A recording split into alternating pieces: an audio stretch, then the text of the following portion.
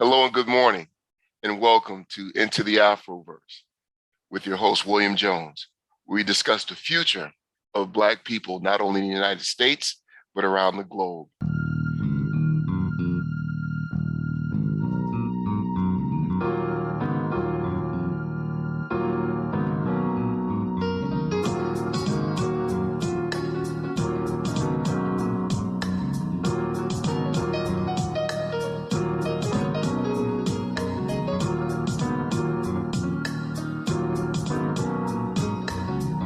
Today, we are joined by Mr. Julian Chambliss.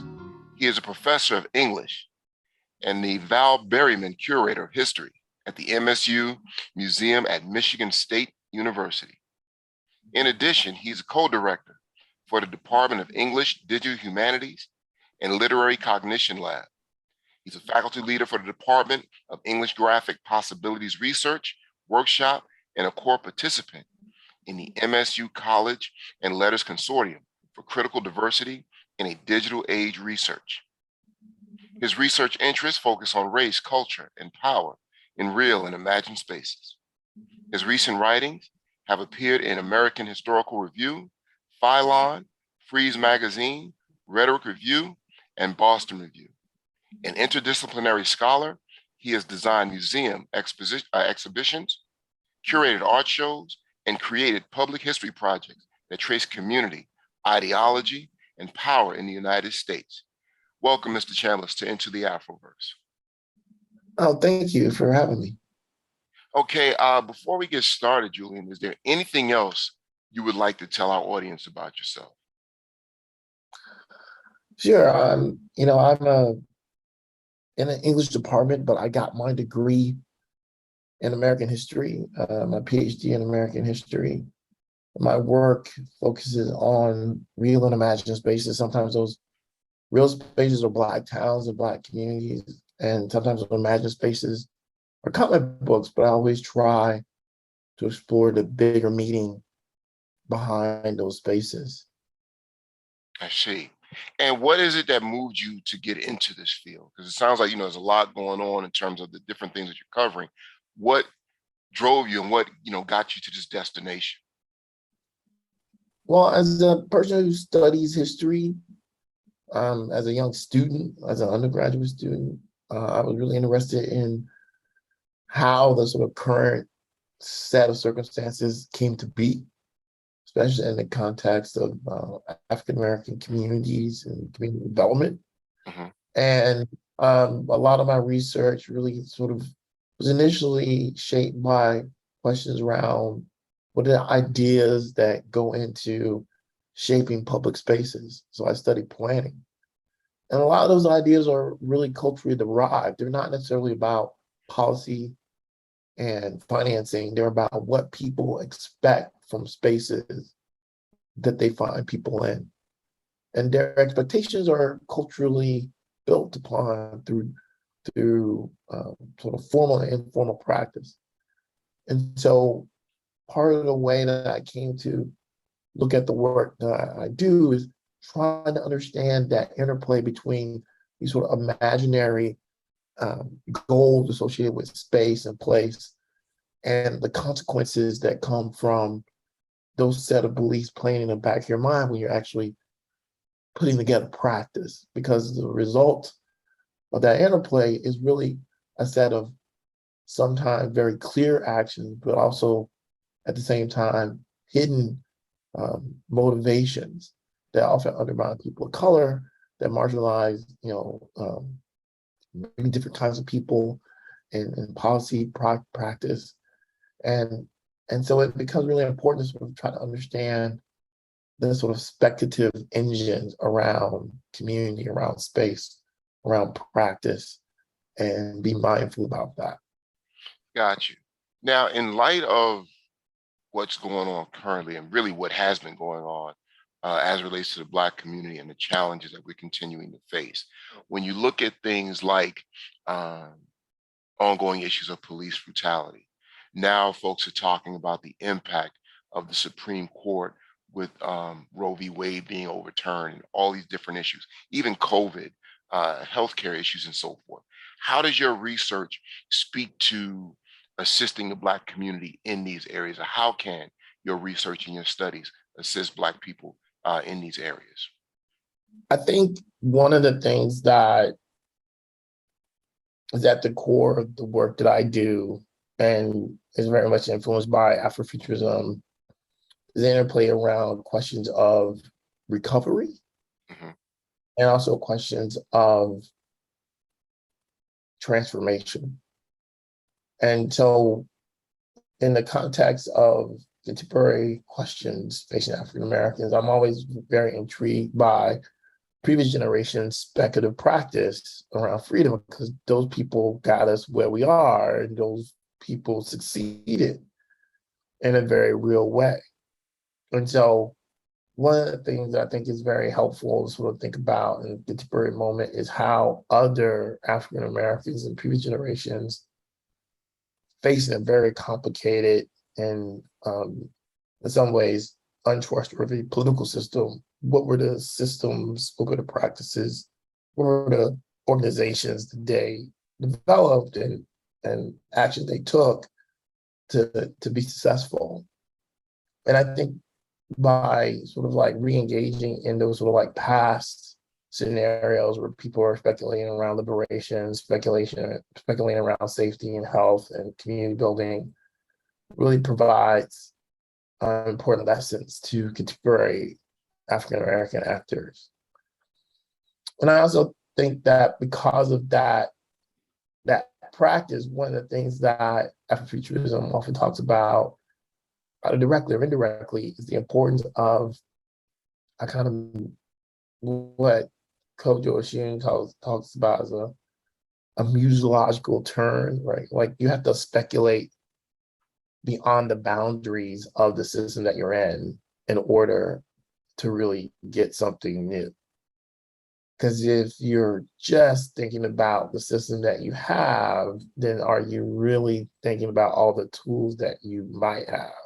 And I think the Afrofuturism often is grounded in a kind of understanding that this system is broken, but is there an intervention? Is there another step? Is there a different turn? Is there a different set of decisions that will get you a better outcome? I think that's one of the things that makes Afrofuturism really appealing right now, because not just simply people of color, people of African descent recognize the system is broken, but really large swaths of people around the world recognize that a hierarchical system that is built on some people in power having more and other people in power not, other people not being in power, isn't really working, right? Like the system is not balanced. And so, the appeal of Afrofuturism now isn't just simply for people of African descent, although those people are most engaged at some level. It's also appealing to a global community who sense like a system in crisis. And I think it's important for us to recognize that the music of people like myself and lots of other people, very, very, very bright people, are really inspired by that set of ideas. That there's a practice of speculation towards liberation that offers really important lessons in the past, and that has really important implications for the future. I see. Now, do you foresee or do you see it as some other system that currently exists, or do you see it more as something that people need to create? Because one of the things that is happening is, when one system fails, other people start to talk about other systems that already exist, and many of those systems can be problematic already, but folks are just looking for an alternative. So are you looking at these systems that have already existed and been tried in other countries and other times, or do you feel like under the guise of Afrofuturism, something brand new can be created? I think the implication in Afrofuturism is that something brand new is going to be created. But that brand newness is rooted in an understanding of the system that failed, right? So, if you think about it from a historical standpoint, democracy is a response to monarchy, Right. right? Like only one person gets the vote. No, everyone should get a vote, right? So at some level, Afrofuturism, since it's very much about systems and hierarchy, is about a system that is unfair and a hierarchy that is oppressive to a system that's more fair and an elimination of hierarchy. And that legitimately can look different ways in different places, I see. right? And this is one of the things that Afrofuturists, I think people like Ronaldo Anderson talk about this a great deal, that the different sort of like modes of Afrofuturism that you see developing around the world are in response to the nature of the system that the people who are Afrofuturists are operating within. So some places the transformation might in fact be tremendously drastic because the system is so unequal and it's so hierarchical that people just like, oh, okay. Right. Other places though, it might not be that might not be that drastic. It might be that, look, you do 1, 2, 3, but instead of doing it that way, do 2, 4, 6, I see. and that'll fit, right? Right. And so, one of the things about futurism that I often think of it is very similar to capitalism. Capitalism is a very rapacious system, right? Like it's very flexible, and so is Afrofuturism, Mhm. right? It is very flexible. It is very sort of like on the ground, just like capitalism. Like capitalism doesn't look the same everywhere. That's why when people are like, oh, we gotta get rid of capitalism, and like somehow it sneaks back in. Right. So it's just patience, right? So Afrofuturism has a similar feel, I think. I see. I see. If you are just joining us, this is Into the Afroverse with your host, William Jones, and we are joined today by Mr. Julian C. Chambliss. And you were talking about Afrofuturism and the role it can play in shaping the future. And you were talking at the end how, like, capitalism seems to creep up, even though many people may challenge it and be critical of it. So, my question is, how does Afrofuturism avoid falling into the traps of the past? Because we're all born into the system, we're all trained by, we're all taught by it. So as we create new systems, how do we avoid repackaging the old systems?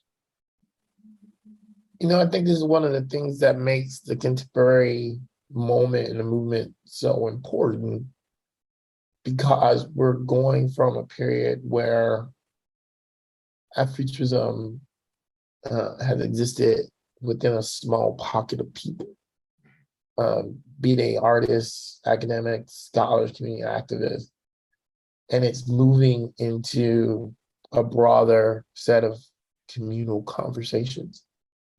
And in that move, there is the need to do exactly what you're talking about, to explain both the core principles represented by Afrofuturism, but also tie those principles to everyday action that people can understand.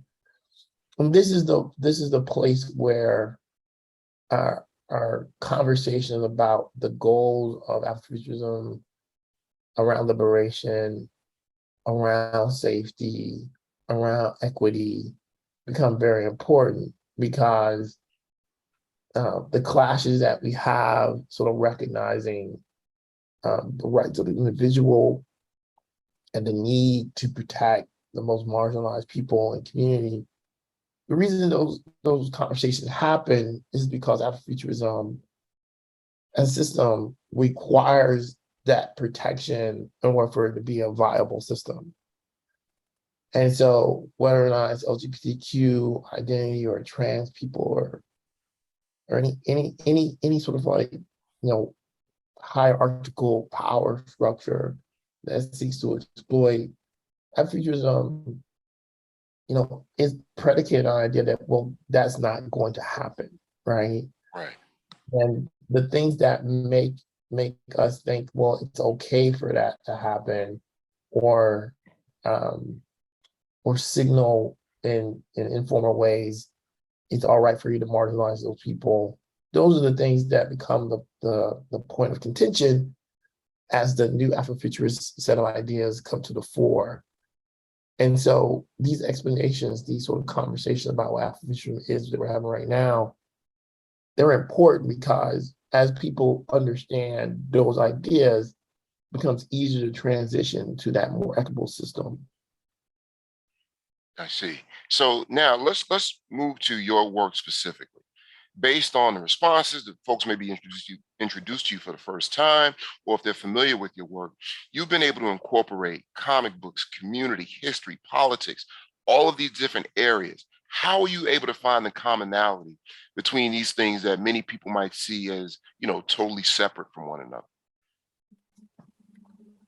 Well, I think one of the things that unites my work is that sort of concern about Blackness, both as a real thing and as an imagined thing, which, Black people experience all the time. I mean, Black people experience Blackness as a real thing. I mean, they are Black and they have culture, but they also experience it as an imagined thing because, like, white people are thinking about them as Black, and they're understanding them through a lens that's culturally defined. It's not necessarily them. Right. It's what people or whoever thinks about Black people.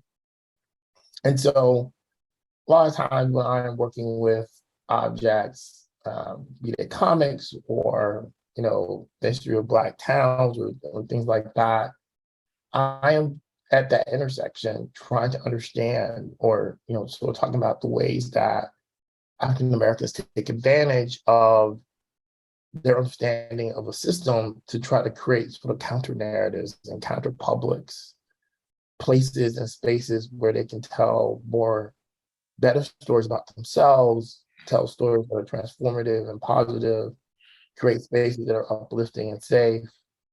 And these are really old practices that African Americans and people of African descent around the world have engaged in over a long period of time. And they play themselves out across different kinds of media.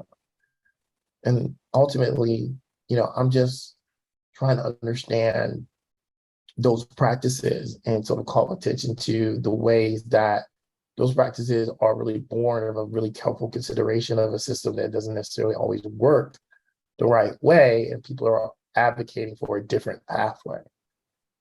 I see. And what about your work?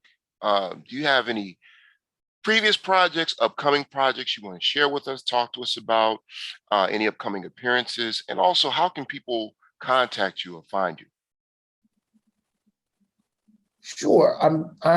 You always find me through my website, which is julianchambliss.com. In terms of work, my exhibit on Afrofuturism and comics, Beyond the Black Panther, Visions of Afrofuturism in American Comics, is still up at the MSU Museum. That exhibition is really an exploration of Black comic creators in the 20th century. And it's a really great way to sort of think about the ways that Black people are sort of imagining futures and capture ideas about futurism in comic pages. Right now, I'm working on a new sort of project inspired by the lynching event of a man in Florida named Oscar Mack, who was attempted to be lynched in 1922